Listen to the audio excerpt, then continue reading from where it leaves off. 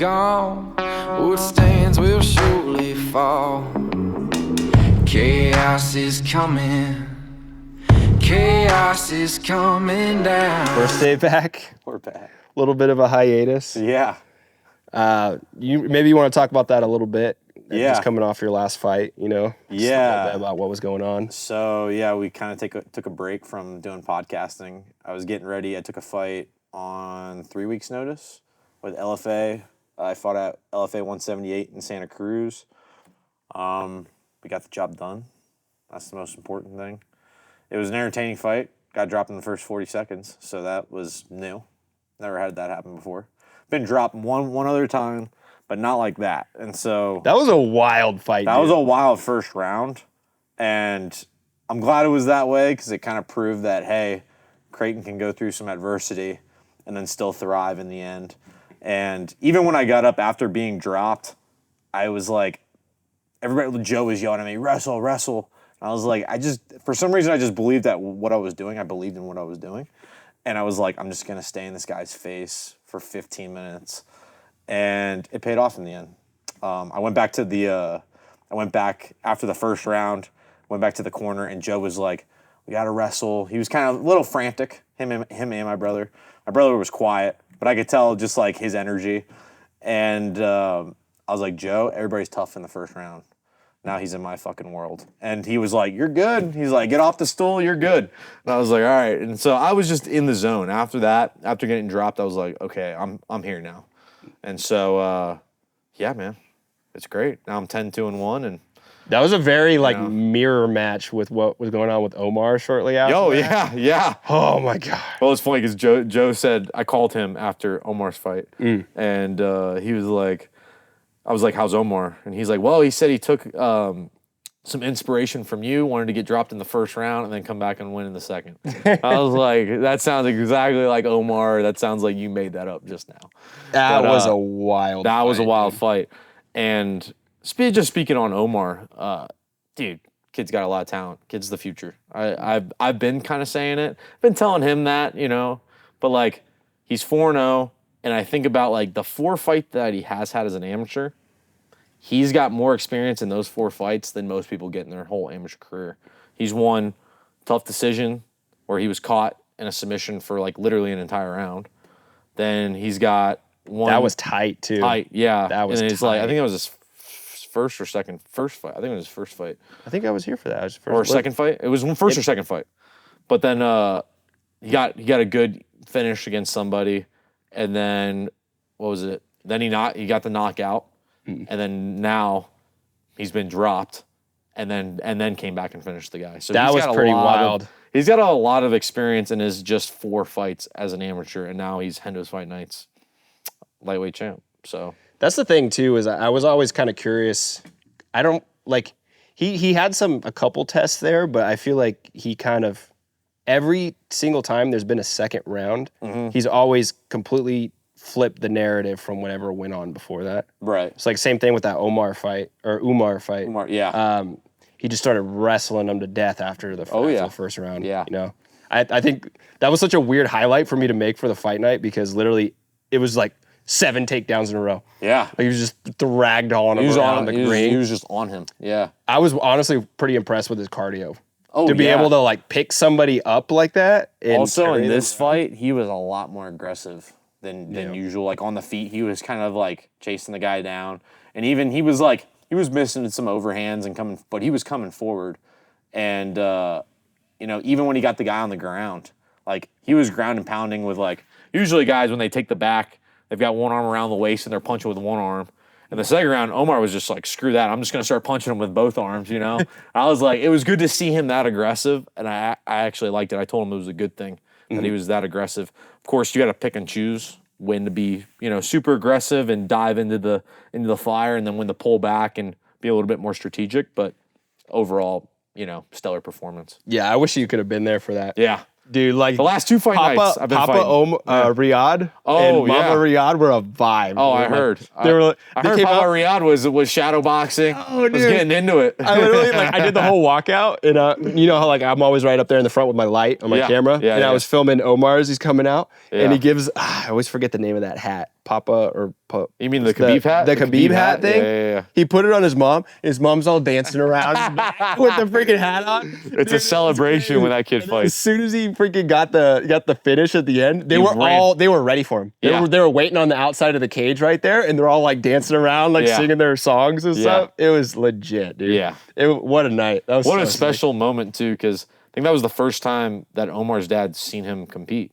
Really? That's what Omar was saying. He's like, well, his dad's a truck driver. His dad's a hard worker man. Like, he works hard, you know, for his boys and for them to have like a house and everything. And so I think it was just such a special moment. And Omar was like, I'm getting out of this cage and hugging my dad. And of course, you know, you don't want to run over that officials. whole thing too. You don't want to get a suspension, but you know what? You only live once. You got your family there. You have a special moment like that. I don't blame him. So. I don't blame him at all. No. I got the whole thing too. Yeah. That's gonna be magical once I get that. Yeah. So, yeah, all I heard was good things from Hendo's fight night. Best fight night that's ever been. Apart from one hiccup. Oh yeah. I don't know if Can we talk about the hiccup or no? Is it worth talking about or it's definitely worth talking. Oh, okay. Okay. So we'll just preface this and keep it away from the actual fight night stuff because we don't condone any of this bullshit. But we didn't know the situation. Did you hear that there was a Nazi that fought? Yeah. Well, I watched the weigh-in video and I was like, oh, that's weird. That guy has a piece of tape on his chest. Yeah. So nobody could see the tattoo. It was there was a lot of red flags for me from the beginning when we did the interview. Yeah. But the only thing that didn't make me think twice about it is because he's not really white. Yeah. Like, you know, he's not like I would assume if Nazi guys, you're thinking like, oh, okay. You're thinking about skinhead. No offense, but somebody who kind of looks like you. Yeah, trailer park trash. Like blue-eyed, blonde hair, Aryan-looking guy. Yep. Not him at all. Right. But he was, I think he said he was from Croatia or something. Okay. And so we did his interview. Yeah. And he comes in and we do like the part where they're like doing the hype video where they're like punching the bag and stuff. He's the only one that didn't want to take his shirt off. So I thought it was like a little odd at first that he didn't want to take his shirt off. Yeah. So that at first I was like, I wonder what that was about. Yeah. And then they send the picture for the tail of the tape when I set up the graphics for it. He edited out the tattoo. So maybe it was either a really old photo, but that wasn't there before. But he did have a portrait of like what I thought looked like a German SS soldier on his chest. And so I was like, that looks like a German soldier to me. But then also I'm saying like, but he's not white. Like, I just kind of like conflicting. It's conflicting. Things. And then also like, I assume like, wouldn't camo like flag this guy or because I gotta assume like most promotions don't want to have like a dude with a bunch of German Nazi tattoos like all over them at their promotion. Yeah. You know? So I thought thought really fan friendly. No. Oh my God, yeah, the whole thing was a nightmare. But so, and then he had another tattoo on the back of his arm I saw during the weigh-ins, and I knew that one because it's the Wolf's Angel. It's like a Z with a line through it. Okay. It's a SS symbol. Oh. For the you know. Okay. So I knew that one real shit right off the bat. And so at first I was like, but like, what are you gonna do? Like, stop a fight? Like, pull the fight like, day of. So I was still a little sus. And then in the back, like he was kind of like pacing around before the fights got started. Yeah. And he asked me, he was like, can you make sure that they use the name I gave you, not the name that's on my camo paperwork? Oh. Because he didn't want us to use his legal name. Wow. So then I still kind of wonder, like, is there any kind of like legal ties stuff to him. Yeah, or like something that he was like that? He's got like a huge rap sheet of criminal record. Oh, dude. Oh my God. It was a nightmare though. At first I was like filming up there and I was like, hopefully nobody notices. Yeah. And literally like as soon as he ended up winning, everybody was like, won. Boo! Yeah. They were like loud. So that was the only hiccup of the night. That might be a first for a promotion. Oh, probably. Guy with freaking Nazi tattoos. Oh, dude. It's a first at Dan Henderson's, that's for sure. We're like fight night. Where's our money going? Yeah, with these camo guys. Like, Like I maybe they don't do background checks. Maybe not as extensively as they should. Yeah. Yeah. They But probably then pick again, and choose. if he stayed out of trouble and if he's from another country, you might not be able to know. The show must go on. Well, it just sucks too because you're trying to like get sponsors for shows and stuff. Oh, like that. yeah, that's not a good look. It's not a good look. That's not a good dude. look. Like, and that was a weird thing too because he was nice to everybody. Oh yeah. Like he wasn't like a dick Yeah, to like yeah. non-white people. Like he was Right. cool with everybody, but Yeah. no. It's because there's only one of him.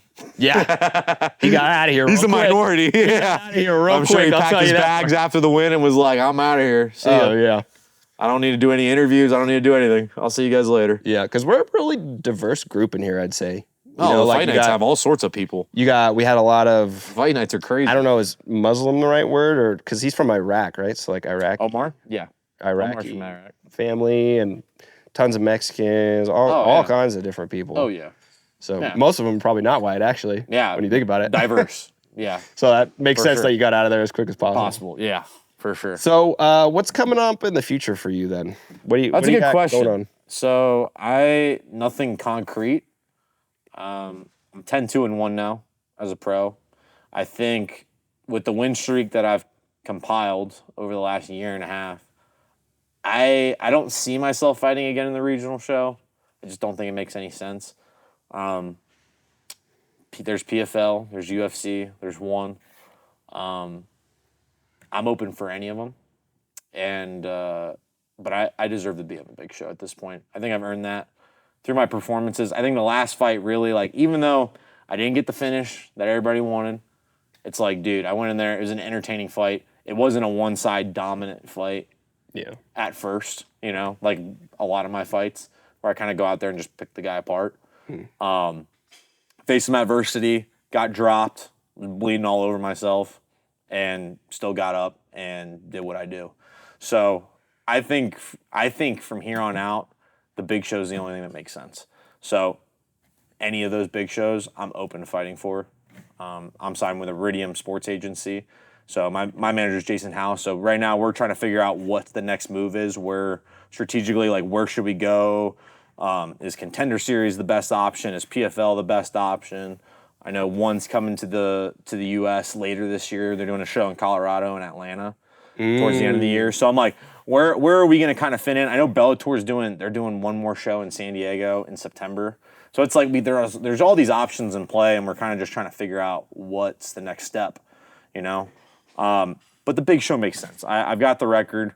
I fought in good guys too. It's not like I'm fighting turds, Like a lot of these guys, they get in the UFC and you go look at their record and it's like, okay, the best guy they fought is 5-4. It's like, dude, like I fought in the best guys in California. I think I'm ranked number 2 now in California, and I think I'm ranked number 10 in the country out of all welterweights. Do you know who's number 1?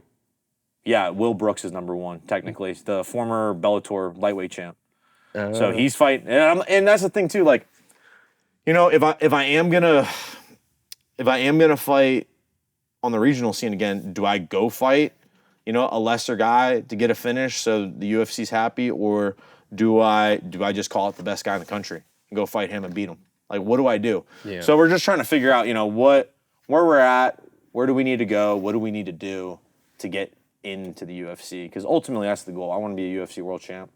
I want to be one of the best, and so to do that, we want to get there, and we'll just see. We'll see what we have to do. Maybe we've done enough. Hopefully, Contender Series. I'd love to prove myself. Just one night, in front of Dana for the contract. Like, I would love that. I would thrive in that. So that's the hard part with a lot of these promotions. This is kind of like a topic that we've been going back and forth on with a bunch of people about the overtaking of like social media with the whole fight game. Yeah.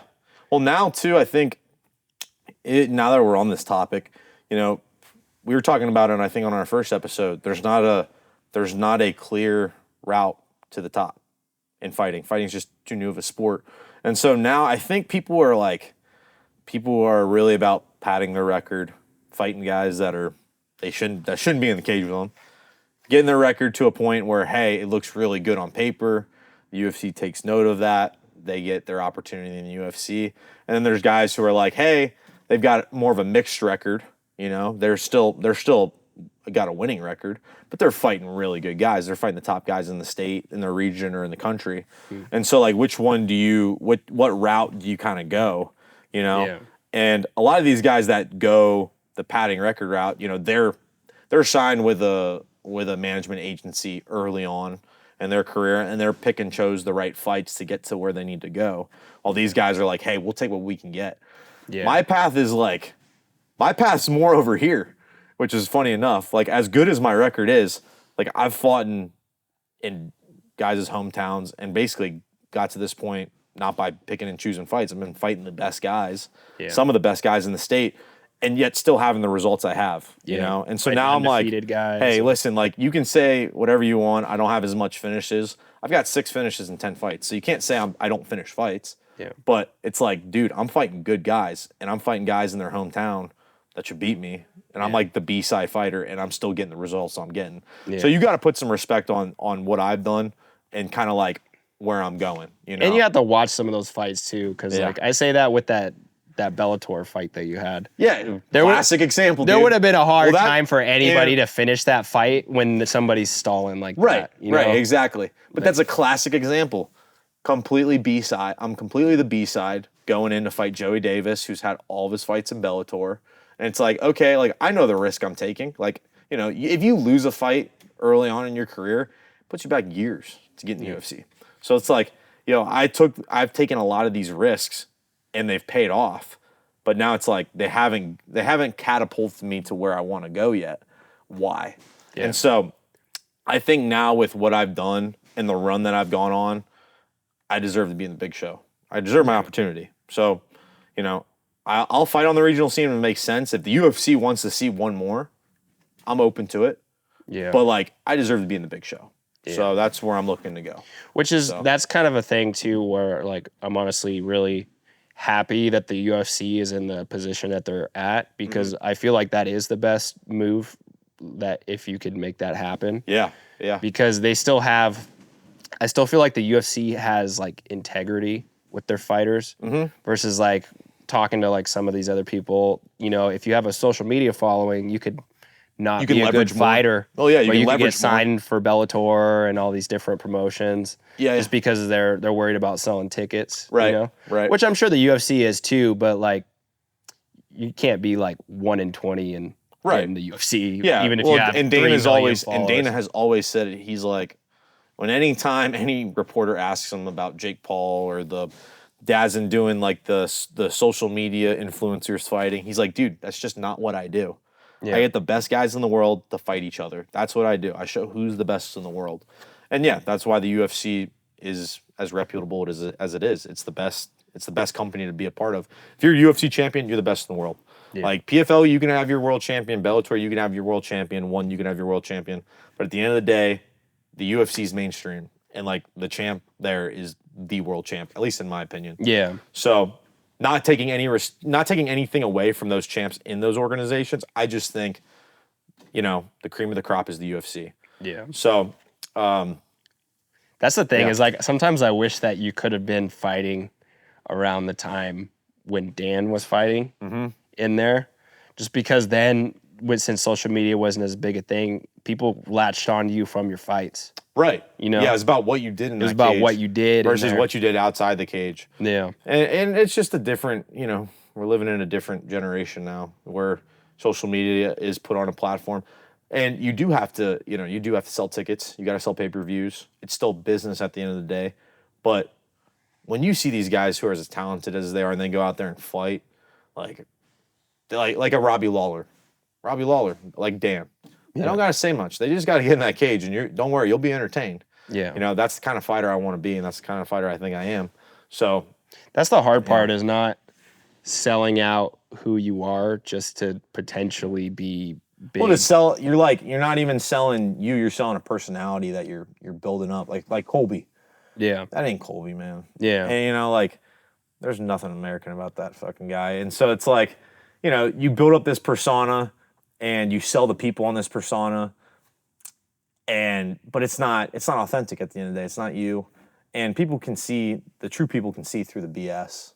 Yeah. And you realize like what's real and what's not usually. And That's how I feel with Max Holloway. dude, Him and the Justin Gaethje fight. dude, Like those guys, OG. those guys Both of are respectful Dogs. as all get out, dogs. but everybody knows that is going to be a bloodbath in Yeah, there. yeah, exactly. And that's the kind of fights that the UFC loves putting on.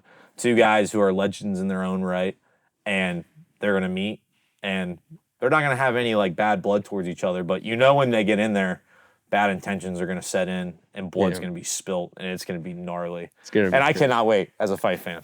They need to get him those dang flower shorts that he wants. Oh, man. yeah. Who wants that? The Max Holloway? Max wants 'Cause flowers. he's from Hawaii? Yeah, he's from Hawaii, so he wants flower Get him shorts. his flower shorts, man. I say once you crack into, I think they should do like once you crack into the top 10, you can start asking for custom shorts. Yeah. Like, hey, you're a top 10 guy. Okay, you've gotten to this part. We'll give you some custom Because shorts. do you know what Bryce Mitchell is ranked? Because they got him his I camo don't know. ones. They got his camo shorts before he was ever ranked. Oh, right. Because he's just that personality. Like, but the thing is, that's him. That's the cool thing about Bryce Mitchell. Like, that's who he is, and so the people love that. When somebody's authentic, they're still a little bit out there. You can tell they're a little bit freaking crazy. The people still love that. Sean, another prime example.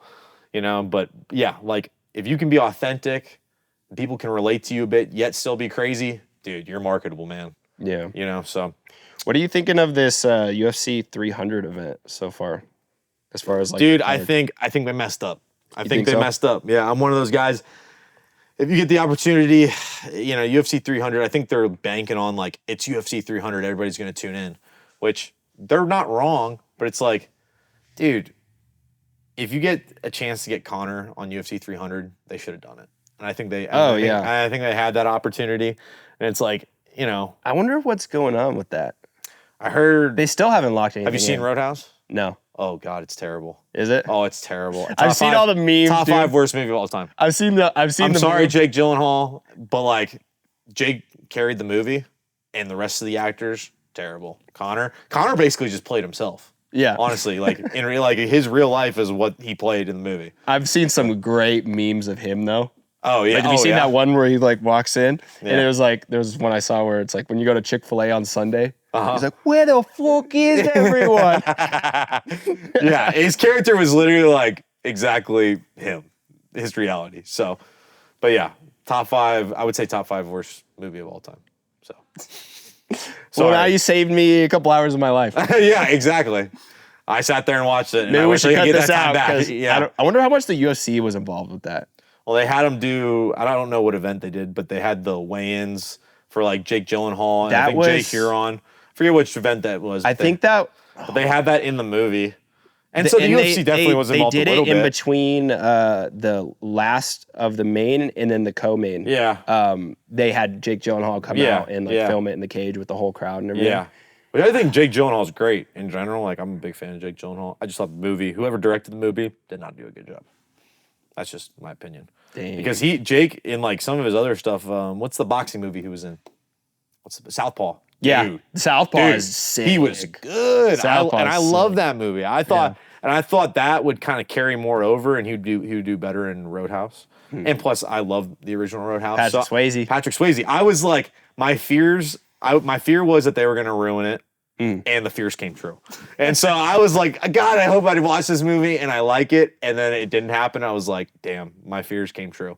So, but yeah, like. It seems like they kind of went like full on influencer with it, where they didn't. They brought in Bob Menery too. Bob and then Menery Post Malone was in it Post too. Malone was in it. Actually, the beginning of the movie, it opens on Post Malone fighting some guy in some like random bar in the middle of it, and like Jake Gyllenhaal walks in, sets his stuff down, and is like, "All right, I'm up next." And Post Malone like backs out of the fight pretty much. He's like, "No, I'm not fighting that guy. I know who that guy is. I'm not fighting that guy." That's how the movie opens up, and which I thought was pretty cool. But like, Post Malone got to work out a little bit more. Like honestly, like he's a little bit putty, bro. Dude, like he got all the tattoos. Like he looks it, but I was like, dude, you gotta be doing something, bro. Do a couple push-ups, do a couple squats, do something. Yeah. To be in that kind of movie. But yeah, don't watch Roadhouse. Don't waste the time. Yeah, I feel like some of the events on that card are pretty decent. Honestly, dude, like I'll admit, like the guy for me right now, which goes to show like it's not even like he's not a big personality because he doesn't speak English, but Alex Pajeda Oh, dude. is the fucking goat, dude. I thought His leg kicks are like legendary. Dude. when they were saying that Alex Pereira was going to go up to heavyweight to fight Tom Aspinall, for 300. I was like, that's the fight. That's like a super fight. He could do it. He could do it. He could walks do it. around at 240. He could do it. I think Aspinall is waiting for John, and I think they realize John's probably not going to end up fighting Stipe in the end. I think Stipe is getting too old. He's firefighting. Yeah. His head's somewhere else. I think John is going to have to fight Aspinall at some point. Yeah. You know, once he gets back from being injured. Well, they kind of shit the bed on that one with doing the interim champ thing because oh yeah. if you're Who gonna they have fighting for the interim champ?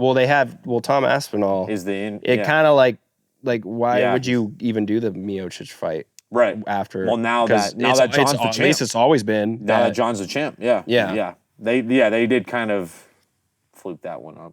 They messed that one up a little bit. Yeah. Miscalculation, a lapse in judgment. Because now it's like Tom's got a great argument. He's like, I'm the interim champ. I get to fight the champ next. So like, are you just gonna have two champs for like a year? That's what I'm saying. Like, You know? what do you do? You know, and so it's like, you know, I've always been defender vacate. You know, you got a year. If you're the champ, you're owed a year. You know, things happen in the world. You get injured, like John did. But I will be honest, I haven't seen a lot of fights with Jamal Hill.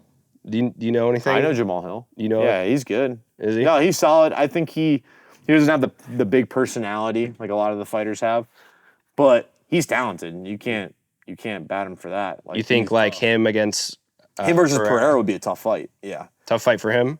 tough fight for both guys. I think Pereira probably slows him down with the leg kicks, but Jamal Hill's got good boxing, good power, and it definitely wouldn't be a walk in the park. Is for the he? man.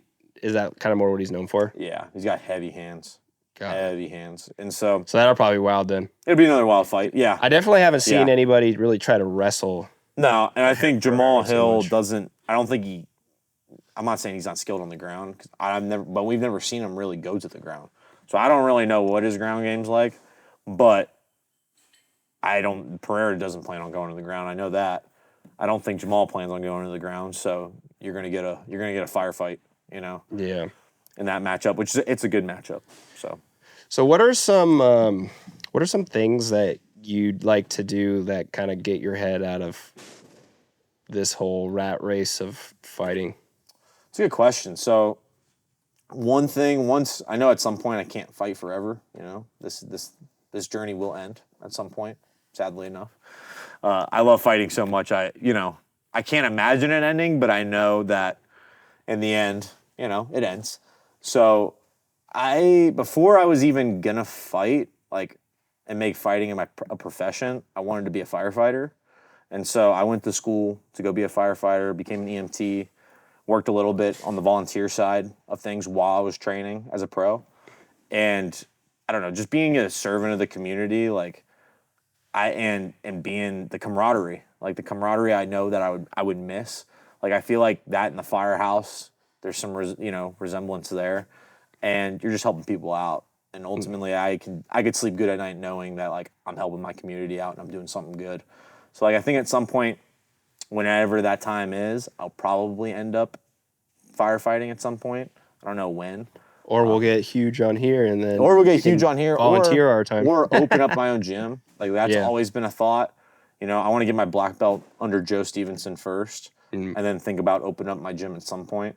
But, like, I just love martial arts and I just love fighting. So, you know, the longer I can keep doing this stuff, the better. Even when I'm done fighting, like, I love teaching. I love competing. I still will compete ultimately. So, like, one of those avenues, hopefully. You know, but I'm open to see where my journey takes me. You know, who knows? With fighting, there's so many avenues that you can go as far as, like, commentating, analysis. Like, who knows? Like, I'm just open for it all. You know, I'm down to try it. So we'll see. But you're definitely like, you definitely have the spirit to like suck people into it. Yeah. Because I've never like just coming in here, like I'm just a fucking guy with a camera. Yeah. You know? Yeah, yeah. And then I come in here, I'm like, holy shit, like this is dope. Yeah. And then it's not even just that, is if you thought about like what fight gyms are like, Yeah. you see like in movies where it's just like beating the shit out of each other all the time and like, constantly fighting and all this stuff. And that is like the exact opposite of like everything that I've seen. You're doing that, but not not all. But like not as every me, day. as somebody who doesn't know, Yeah. and then I'm like working little by little with more people as Yeah. you guys are fucking yeah. getting me in. Nobody's trying to like beat my ass. No. Although they probably could kill me if they want. Yeah, but that's like, one, you want to, this is also a business. You got to keep people here. You Yeah. know, if all the guys on the team were just beating the hell out of everybody here, they wouldn't have any customers. Yeah, We wouldn't have any gym members. So, we can't do that. Plus, you want to be able to retain people and have that relationship with your students where it's Yeah. like, hey, they can trust on you to like not beat the living crap out of them. Like I do my cage tactics class. I roll with all the guys. I train with them, but like none of them will ever tell you Jeff is like looking to hurt me. I'm not looking to hurt anybody. I go as hard as they go, and I'll even coach while I'm rolling with guys. Like I'll be like telling them what to do as we're going, And then they'll look back and they'll be like, "Oh, I'm glad you told me that because I wasn't thinking to react that way." And so, it's just building that relationship with student and teacher. Yeah. And then teammates and teammates. Yeah. So Yeah, we got some good teammates going on here. yeah. Hopefully we can figure out that thing with Trevor. That'll be really cool. With Trevor. Yeah, with this fight. Oh yeah. So Trevor Wells fights March 30th. For Up Next, he's fighting for the flyweight title. So yeah, it'd be gonna great be if you can massive. go. Oh, it's gonna be huge. Oh, He's yeah, the main that'd be event. He's fighting Gianni Vasquez, who most people probably don't know who that is, but Gianni Vasquez is a tough guy. Really explosive. He's been in a lot of tough fights. And so it'll be a really good fight. It'll be a good test for Trevor. I think Trevor passes the test if he uses all of his weapons in his game and just mixes it up really well. It's an MMA fight. Like Gianni's like predominantly a boxer and jiu-jitsu guy, but he loves just standing and trading. But if Trevor uses his wrestling with his dirty boxing to his striking to the wrestling again with his grappling, like and just mixes it up, I think he gets the job done. So I'll be there. I'm excited to watch. Yeah, Just that'll be be a fight fan, And that'll be a wild. teammate. That venue's pretty cool though too. Commerce has always had good fights. It's really cool. I like Yeah. I like how wide open the space is and like with the tall ceiling and everything, it makes it feel real open. Yeah. Well, I just like what Up Next is doing with the promotional. They're part of a it, really too. cool company. They're a very cool company. They're the only ones that have ever collabed with us, the Yeah. Team Quest guys, and Yeah. The Bugners have done a great job basically taking the charge of that promotion and taking it to where it is now. I think they got like 75,000 followers on Instagram. Yeah. They're always posting. They always have media day for the fighters, which is huge. which is cool and what Huge I'm trying to nowadays. make sure that we do for sure whenever Yeah. we do our fight nights. Yeah. We had our first one and that one was Oh yeah. sick. Yeah, dude. yeah. That was so sick. Yeah. And then we have like all the interviews on the YouTube. Right. I created okay. a YouTube for it, so now all Nice. that stuff's gonna be in there. Yeah. Yeah, it's Well, it's important for the promotional side of piece, especially like, we're not in the UFC. We're mostly amateur circuit. You're in the amateur circuit, but like you got to be able to put those guys kind of in the spotlight and promote as well as you can with the guys that you have. well, so you gotta offer them something. and you got to offer. So that them was the thing that I was telling them. I was like, look, obviously there's not a lot of money that can be thrown around. There's no when money we for have- y'all. yeah. You an amateur. Yeah, like there's Ain't no pro. it's hard to sell tickets. Yeah. Like the main reason why people purchase tickets is because they like the event and they like Dan. Yeah. So that's the overall goal driver of it. But if you can offer them content like that you Yeah. can get them with stuff, like if we could retain some of these guys that come Oh, in yeah. here and start building narratives and rivalries and Right. if we had a trilogy sometime, Yeah. like maybe Omar fights Leandro again and maybe Leandro wins. Yeah. And then we could have like a trilogy, like things Yeah. like that would be huge. Yeah. You know? I like agree. different little like narratives and stuff. Well, which you is got to make it really look like, hard. You got to make it look like the big screen and the big show, and we do a really good job of that, like in house, like as far as like the event itself. And then now it's just getting like those amateur guys that look like superstars, right, Yeah. to the people. And so We definitely need to get you're doing a really good job of that. Thank you. And Yeah, I wish it's you could have important. seen what we did last time. We need to get some more screens because it'll be cooler when we have screens everywhere. But for the What's the YouTube? What's the YouTube to check out? Hendo's Fight Night? Oh, okay. Yeah, just I on got the that one. Hendo's Fight Night. Or you know what? I think it might be Hendo's Fight Night official because we had one, Okay. but we don't know who made it. So you have So we have none of the no login idea. information. Yeah, like I can't even access it. I was like, do you know whose email this is? They're like, dang, no. Yeah. Like they have no idea. So Yeah. so it makes it a little bit of a pain in the butt. Yeah. Yeah, Hendo's Fight Night official. Nice. Yeah, so that was the one on there. Gotcha. But yeah, I made these. You know how like before the co-main and the main events, they have like Little the trailers? where they have the trailer. Where it's Yeah. like the interview this guy, interview this guy, and then Yep. I had like a narrator. I used like AI for, and like then I had like the hype up with like the letters that flew up, yeah. and it was like Leandro, Riyadh, and Yeah. like the letters float up, and like Yep. there was like some hype music with them like hitting Yeah. bag and like the stuff from all the other fights, and it played throughout the whole venue. So I'm like, if we can get like a few more TVs up in here, that would be legit. Yeah. Because as soon as that ended, the lights went up, the music started, and then Leandro walked out.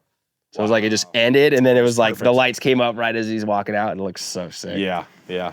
That was cool. Oh, it's amazing. That was so stressful though, because I had absolutely no time to do that. So I literally finished it right before the event started. Well, there's so many moving pieces to the show, like from the production value in like the interviews, creating the trailer, and then like, you know, once the trailer hits and ends, the camera's got to pan to when the guys are walking out. So the camera guys have got to have good communication. So it's a big, you know, it's a big team effort, and you got to be dialed. Oh, and yeah. so I feel like every show we're getting more and more dialed. And I haven't been here for the last two, but I've just heard great things. It's gonna be So, crazy. Yeah. The last one we did a lot different, and that was the biggest one we've ever had. Yeah. Like just ticket sales wise. Right. Because even not including the ones at the door, we Right. had like 540 sales online, Mm-hmm. which is like 30 more than the biggest one that we've ever done, Oh, wow. which is insane. Like we're Yeah. gonna need more seats next time. if we're Yeah. gonna do it. Seriously. Yeah, it's crazy. Yeah. But We gotta have the fire inspector come in here and be like, "Yo, that's it. That's as many people as you're letting." yeah, I wonder what the limit is. The It's gotta occupancy be somewhere load or around like whatever. 600 or But something. that's when you know you're doing it right. If the fire inspector comes here and is like, "Hey, yo, no more people are coming in," That's a good problem. to that's a have. good problem to have. You know. But then by that point, you just raise the prices a little bit to compensate. right. Exactly. Yeah. So- exactly.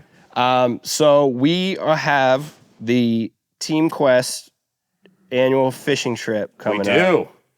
Is that Bringing it's it back next weekend? It's next weekend. So we're going to Blythe, California. Got an Airbnb. We're gonna do some like smallmouth, largemouth bass fishing. I want to do some cool stuff for that. Yeah. So we'll expect to hear from all the Team Quest guys. I'm thinking, I wonder if anybody has, I thought it would be fun Yeah.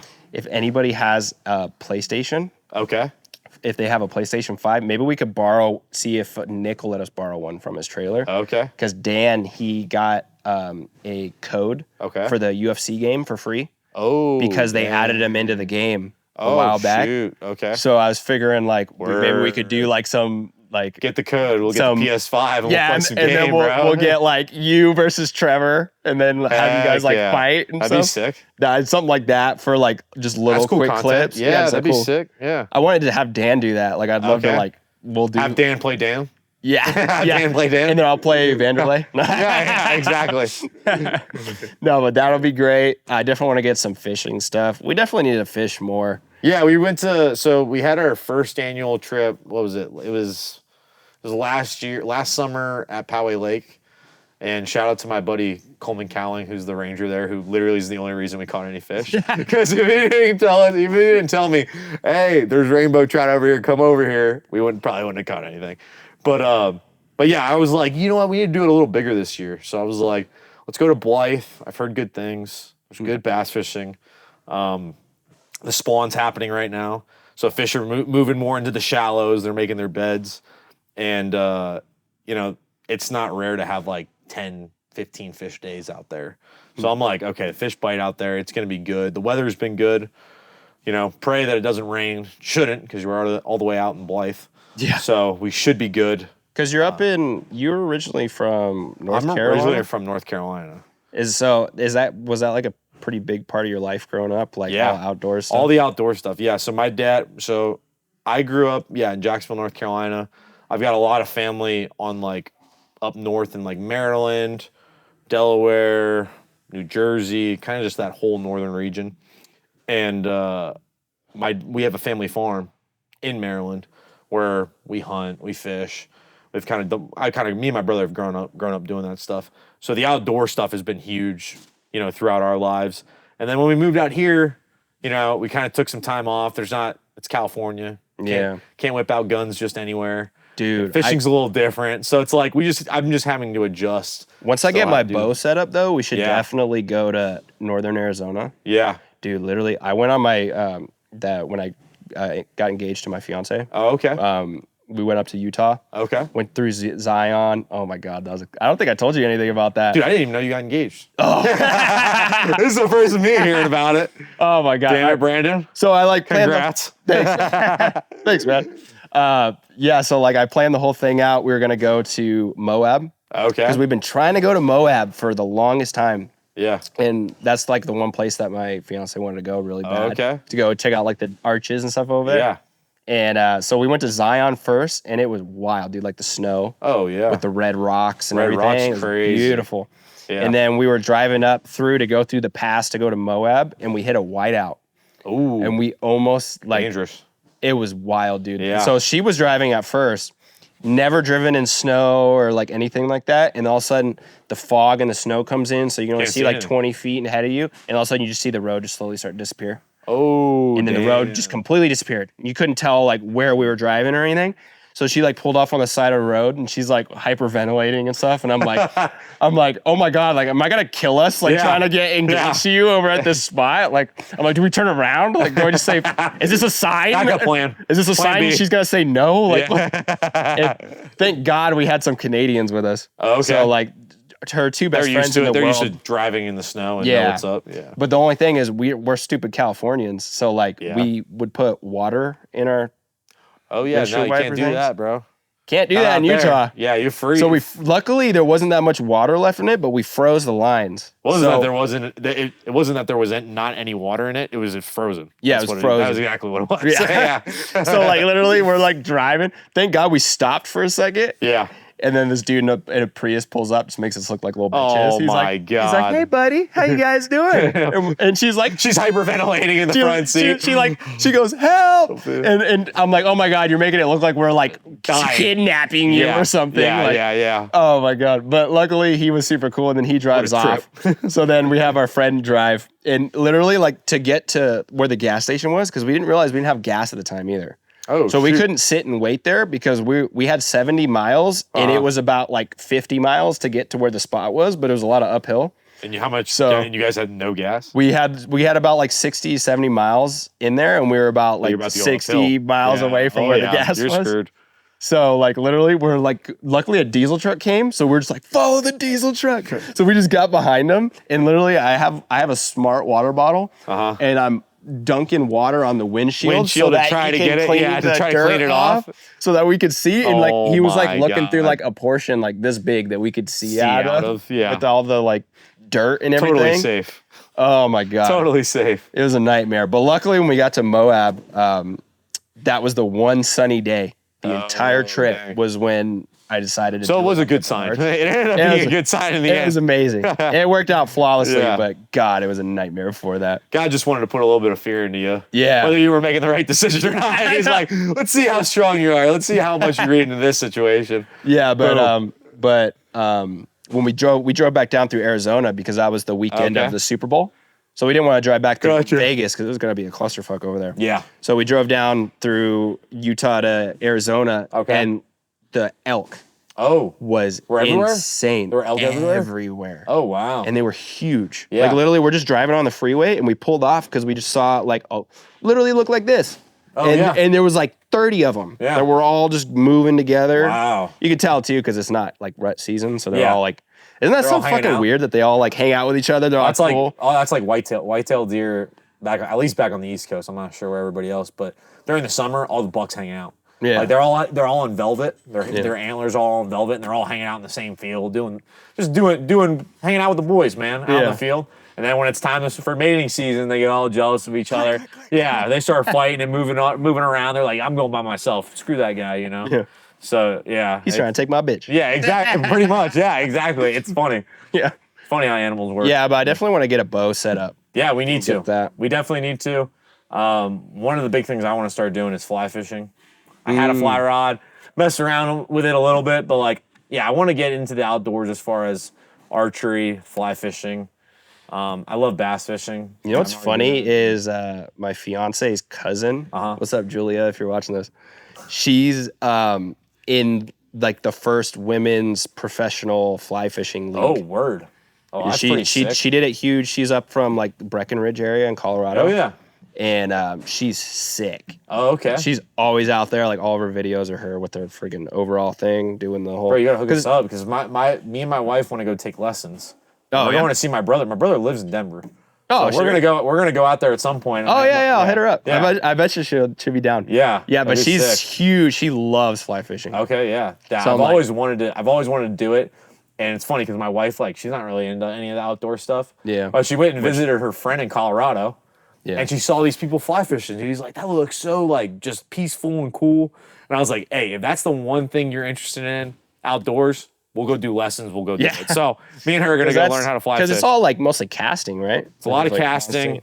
There's like dry flies, wet flies. Dry flies, they like float on the top of the surface. Wet flies and nymphs, they're down in the water column. Like you're fishing more on the bottom. And like people mostly do trout fishing, but you can fish all sorts of stuff with a fly rod.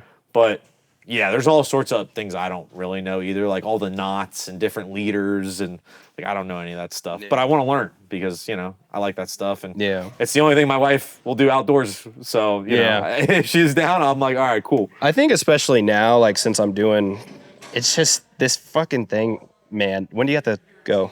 Oh, I'm good. Are you good? Yeah, I'm good. Oh, okay. I'm just hearing people.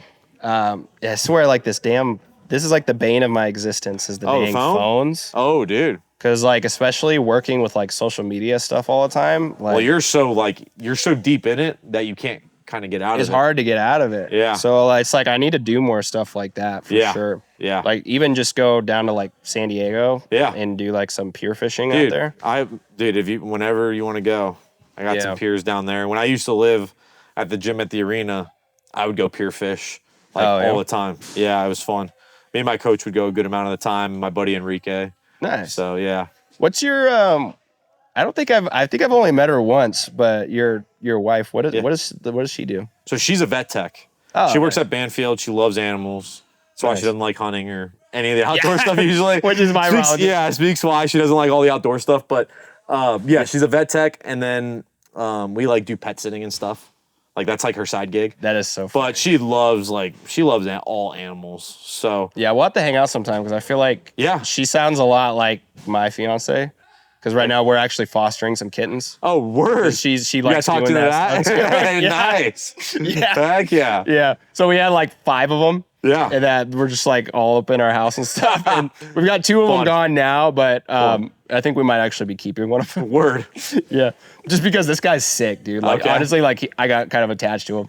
I kind of want to like. That's the problem. Yeah. That's the problem when you foster. That's Yeah. the problem. Yeah. Yeah. But he's super sick. I named him Jet.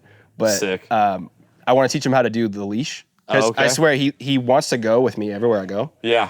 And he's like cool with all of our animals for some reason. Like Okay. all the other cats were like terrified of our dog and our other 2 cats. Yeah. He loves them. Oh, okay. It was weird. So I was like, he just fits right in. Heck yeah. But I've seen like these videos of these people that they take their cat like a dog. Oh yeah, Like on like walks and walk 'em. shit. Yeah, And I feel like he'd be super down to do that. that'd be But sick. That's the last one I'm keeping up. Yeah, after that, the rest of them we're giving away. We can only have one. Yeah, but yeah, so she's doing that now. She's been working with like a rescue in the Oh, that's area. cool. So like on Sundays we'll go. There's like a Petco over here on Cal Oaks. Yeah. and they have like their pet adoptions and all Okay. that stuff. What's a actually double funny. date, dude? Dude, I You think gotta go on a double date, bro. honestly, like the little you've told me about it, I was like, I feel like they're kind of like the same. Same, person. right? Yeah. Like, We'll have a pretty good time. For yeah, sure. exactly. And you're in a cool spot too. So we always like going to like breweries and stuff down in San Diego. and Okay. stuff like that. So So maybe, yeah, well, I'm living in Valley Center, which is kind of off the unbeaten path, but like kind of Yeah. out toward Indian reservation country. But we love it. Dude. We love it. I love being outdoors. I live in a trailer, and like my wife, like she likes a trailer, but she'd rather live in a house. Yeah. But like we're like in the woods, like literally the frogs chirp too loud at night and keep us up. Like that's no joke. Like I'm like, That's a damn, good we're problem really, to have. yeah, it's a good problem to have. So I will say the one time I went to your place, it honestly reminded me of like a Windows Vista wallpaper. oh yeah, You know, yeah. like Dude, the rolling the property green, is just so. and then you have like a little lake with a boat. Like We're so blessed. Like it is legit. Like her grandparents support us so much, and We've got the trailer there, but like it's just beautiful. And plus we got married there. So it's like I get to drive down the driveway and be like, that's where I got married, right there. Which is rad. It's pretty cool. Most people don't get to have that. Yeah. So that's pretty cool. Well, that's actually our problem right now because Wedding wedding venues are Bro, you need a wedding stupid. venue? I got you. Oh yeah. Yeah, I got you. Oh yeah. And my wife's cousin's a wedding planner, so you're good. No way. Yeah. We'll talk after this off camera. Because we've been looking at some of these places and we're like, oh my god, like we might as well just go to like a different country and get eloped or something. Yeah. You know? Oh yeah. So like Oh, some of it's these are crazy. like $5 to $10,000 just to secure the spot, and then Yeah. most of them have like food minimums. Yeah. Where they want you to spend like another $10,000 or so on like Yeah. stuff for it. Yeah. You know, so it gets It's an crazy. expensive business. Yeah. They make Yeah, out. they make you wonder, like, damn, bro. Of course, we got lucky because the venue was right there. And yeah, Kind of makes me feel glad that she's not Indian. yeah. Have you heard anything about the Indian weddings? No, My buddy, that's the Canadian guy I told you Okay, about. He's a wedding videographer up there. Okay. And he makes, don't get me wrong, he makes a lot of money doing them, but Yeah. their weddings are like 3 days. oh, So like the first day is like all these like different rituals they do where Okay. like the parents of the families like wash each other's feet, and it's like very like Whoa. it's like a ceremonial thing. Okay. And then like the second day is like this big party, and then like third day is like I think the actual ceremony or something like that. Sounds pretty cool. It's like But- first day spa day, second Yeah. day party, third day ceremony. Yeah, That's so kinda what they're it sounds like. massive. Yeah. And it's like as much as a house Oh, to I'm do sure. these weddings. Like Oh, two, I'm sure. 300,000. It's crazy how much people will spend on their weddings. Yeah. Of course, you're only, If I had the money for it, maybe, but yeah, I would rather buy a house with that money. Yeah, which is kind of exactly. where we're at. you know? yeah. So It's a better investment for sure. It's more giving for sure. it has Long term. It has a return. it had some return on it. Yeah. Yeah. So All right. Well, thank you for watching another episode of the Fighter One podcast. We'll definitely plan out some more stuff. yeah, I think we're gonna have a couple guests on here too soon, guys. We're gonna start scheduling some people and get back to doing episodes. Yes, probably do. Tarek would be a cool one. Corbett Tarek, would be a cool one. Corbett would be a good one. Should definitely get Dan. Dan at some Dan, point. I'm sure he'd be down. I could use it all. There's a lot of people in the SoCal fight and martial arts scene that we can just Yeah. run with. So Plus, we'll start a series too where you beat my ass. okay, yeah, Get train in you? shape and everything. yeah, I like that. Yeah. I like that. We'll get started on that. Yeah, maybe we'll start this week. Okay, yeah. I'm thinking. Let me know. What is it? You said you're usually here Monday, Wednesday? Monday, Wednesday. We can do it Wednesday. Okay. All right, I will do that. Sweet. All right. Thank you, everybody. Yep. Sweet.